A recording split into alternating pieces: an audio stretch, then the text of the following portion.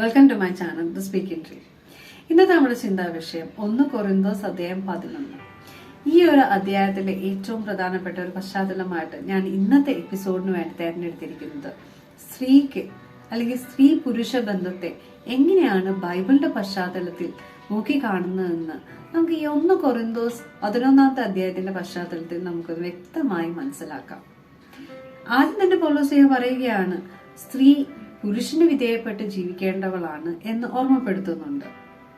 ഇതിന് ഉദാഹരണം എന്നോണം അല്ലെങ്കിൽ ഇതിന് പശ്ചാത്തലം എന്നോണം പൗലോസ് ഒന്നും കൂടി വ്യക്തമാക്കി തരികയാണ്. പുരുഷന്റെ ശിരസ് എന്ന് പറയുന്നത് കർത്താവാണെന്നും കർത്താവിന്റെ ശിരസ് എന്ന് പറയുന്നത് ദൈവമാണെന്നും സ്ത്രീയുടെ ശിരസ് എന്ന് പറയുന്നത് ഭർത്താവാണ് എന്ന് പൗലോസ് പറയുന്നുണ്ട്. ഇങ്ങനെ ഈ ഒരു അധ്യായത്തിൽ സ്ത്രീ പുരുഷന് താഴെ തന്നെയാണ് എന്ന് സ്ഥാപിക്കുന്ന ഈ ഒരു പശ്ചാത്തലത്തിൽ മറ്റു ചില കാര്യങ്ങൾ കൂടി ശ്രദ്ധിക്കേണ്ടത് ആവശ്യമാണ്. അതായത് പഴയ നിയമത്തിൽ നമ്മൾ വായിക്കുമ്പോൾ ആദമിന്റെ ഔവയുടെയും ആ ഒരു ഉത്ഭവ പശ്ചാത്തലം എടുക്കുകയാണെങ്കിൽ സ്ത്രീയെ സൃഷ്ടിച്ചത് പുരുഷന്റെ വാരിയലിൽ നിന്ന് ആണ് എന്ന് പൗലോസ് ഓർമ്മപ്പെടുത്തുന്നുണ്ട്. പഴയ നിയമം വായിക്കുമ്പോഴും നമുക്കിത് മനസ്സിലാകും. എന്നാൽ പുതിയ നിയമത്തിന്റെ പശ്ചാത്തലത്തിൽ യേശു ക്രിസ്തു എങ്ങനെയാണ് സ്ത്രീ പുരുഷ ബന്ധത്തെ വർണ്ണിക്കുന്നത് എന്ന് ഒന്ന് ചിന്തിച്ചു നോക്കിയാൽ നമുക്ക് ഇതിനെ ഒന്നും കൂടി ആഴമായിട്ട് മനസ്സിലാക്കാൻ സാധിക്കും. ഒത്തിരി ഉദാഹരണങ്ങളാണ് പുതിയ നിയമത്തിൽ യേശു ക്രിസ്തു തന്നെ നമുക്ക് കാണിച്ചു തരുന്നത്. അതിൽ ഏറ്റവും പ്രധാനപ്പെട്ട ഒരു കാര്യമാണ് ആ കാനായിലെ വിവാഹ വിരുന്നിന്റെ വേളയിൽ വീഞ്ഞ് കഴിഞ്ഞു പോയി എന്ന് മറിയം പറയുമ്പോൾ യേശുക്രിസ്തു ആദ്യം ഒന്ന് പിൻവാങ്ങാൻ ശ്രമിക്കുന്നുണ്ട്. കാരണം സ്ത്രീയെ എനിക്ക് സമയമായിട്ടില്ല എന്ന് പറയുന്നുണ്ടെങ്കിലും എന്നാലും അമ്മ പറയുന്നതായതുകൊണ്ട് മകൻ അനുസരിക്കാൻ തയ്യാറാവുകയാണ്. അവിടെ ആ വിവാഹ വിരുന്നിനെ ഒരു ആഘോഷവേളയാക്കി മാറ്റാൻ യേശുവിന്റെ ആ ഒരു സമീപനം, അതായത് ബഹുമാനത്തോടു കൂടി അമ്മയുടെ വാക്ക് അനുസരിച്ച ഒരു മകന്റെ ഒരു പൂർത്തീകരണം നമുക്കിവിടെ കാണാൻ സാധിക്കും.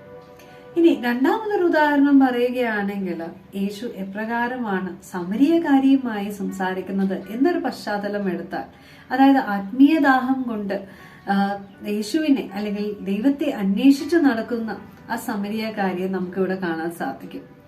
എന്നാൽ അന്നത്തെ കാലത്ത് യഹൂദരും സമരിയക്കാരും തമ്മിൽ സംസാരിക്കുന്നത് പോലും തെറ്റാണെന്ന് കാണുന്ന ഒരു പശ്ചാത്തലത്തിൽ അവിടെ യേശു വീണ്ടും ആ മനുഷ്യനിർമ്മിതമായ ആ ചിന്താഗതികളെ എല്ലാം മാറ്റിമറിച്ചുകൊണ്ട് യേശു ആ സമരിയക്കാരിയുമായി സംസാരിക്കുകയാണ്. അപ്പോസ്തലന്മാർ ഇത് ദൂരെ നിന്ന് കാണുന്നുണ്ട്. എങ്കിൽ പോലും യേശുവിന്റെ സ്വകാര്യ ജീവിതത്തെ പറ്റി അപ്പോസ്തലന്മാർക്ക് യാതൊരു സംശയവുമില്ല എന്നത് വളരെ വ്യക്തമാണ് ഈ ഒരു പശ്ചാത്തലത്തിൽ. അപ്പൊ യേശു ആ സ്ത്രീയുടെ, അതായത് സമരിയക്കാരിയുടെ ആ ആത്മീയദാഹം തീർത്തു കൊടുക്കാൻ ശ്രമിക്കുകയും വളരെ ക്ഷമയോടും അതേപോലെ തന്നെ ബഹുമാനത്തോടും കൂടി ആ സ്ത്രീയോട് സംസാരിക്കുന്നതും ഈ ഒരു പശ്ചാത്തലം നോക്കിക്കഴിഞ്ഞാൽ മനസ്സിലാക്കാവുന്നതാണ്. മൂന്നാമത്തത് രക്തസ്രാവക്കാരിയുടെ ഉദാഹരണം എടുത്താൽ, രക്തസ്രാവക്കാരി ആ തിക്കിനും തിരക്കിനും ഇടയിൽ നിന്നുകൊണ്ട് യേശുവിന്റെ വസ്ത്രത്തിന്റെ ഒരു വിളുമ്പ് തൊട്ടാൽ മതി എന്ന് വിശ്വാസപൂർവ്വം തന്നെ ആ തിരക്കിന്റെ ഇടയിൽ യേശുവിനെ സ്പർശിക്കാൻ ശ്രമിക്കുകയും ഒടുവിൽ തന്റെ ശരീരത്തിൽ നിന്ന് ഒരു ശക്തി പ്രവഹിച്ചു പോയി എന്ന് യേശുവിന് മനസ്സിലാവുകയും അവിടെ വളരെ ബഹുമാനത്തോടു കൂടി രക്തസ്രാവക്കാരിയോട് സംഭാഷണം നടത്തുന്നതും നമുക്ക് കാണാൻ സാധിക്കാവുന്നതാണ്.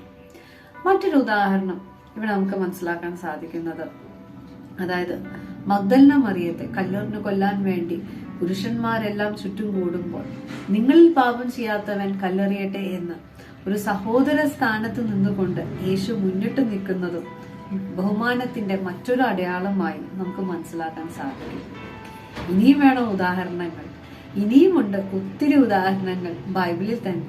സീറോ ഫിനീഷ്യൻ ആ സ്ത്രീയുടെ, അതായത് മക്കൾക്ക് കൊടുക്കുന്ന അപ്പം നായ്ക്കൾക്ക് കൊടുക്കുന്നത് ശരിയാണോ എന്ന് യേശു ചോദിക്കുമ്പോൾ വിശ്വാസപൂർവം ആ സ്ത്രീ മക്കൾക്ക് കൊടുക്കുന്ന അപ്പം നായ്ക്കളും കഴിക്കുമെന്ന് വളരെ വിശ്വാസപൂർവ്വം പറയുമ്പോൾ യേശുവിന്റെ ഒരു ബഹുമാനവും ആശ്ചര്യവുമെല്ലാം നമുക്കിവിടെ വായിച്ചെടുക്കാൻ സാധിക്കും.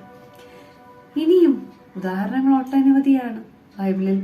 മർത്താ മറിയത്തിന്റെ ഉദാഹരണം എടുത്താലോ, ലാസർ മരിച്ച 4 ദിവസത്തിന് ശേഷം യേശു വരുമ്പോൾ അവനെ വിശ്വാസപൂർവ്വം കാണുന്ന ആ ഒരു മർത്താ മറിയത്തിന്റെ ആ ഒരു പശ്ചാത്തലം എടുത്താൽ, നീ എന്നെ വിശ്വസിക്കുന്നുവോ എന്ന് യേശു ചോദിക്കുമ്പോൾ ഉവ്വ് കർത്താവേ എന്ന് പറയുന്ന ആ നിമിഷം തന്നെ യേശു ഉടൻ തന്നെ ലാസറിന്റെ കബറടക്കത്തിൽ ചെന്ന് അവിടെ ലാസറിനെ ഉയർത്തെഴുന്നേൽപ്പിക്കാൻ വേണ്ടി ശ്രമിക്കുന്നത് നമുക്ക് കാണാൻ സാധിക്കും.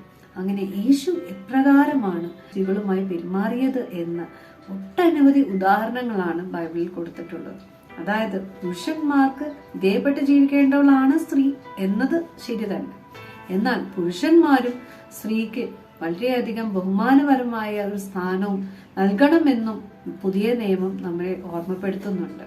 അപ്പൊ കുടുംബത്തിനകത്ത് എത്രമാത്രം പ്രധാനപ്പെട്ടതാണ് സ്ത്രീ പുരുഷ ബന്ധം.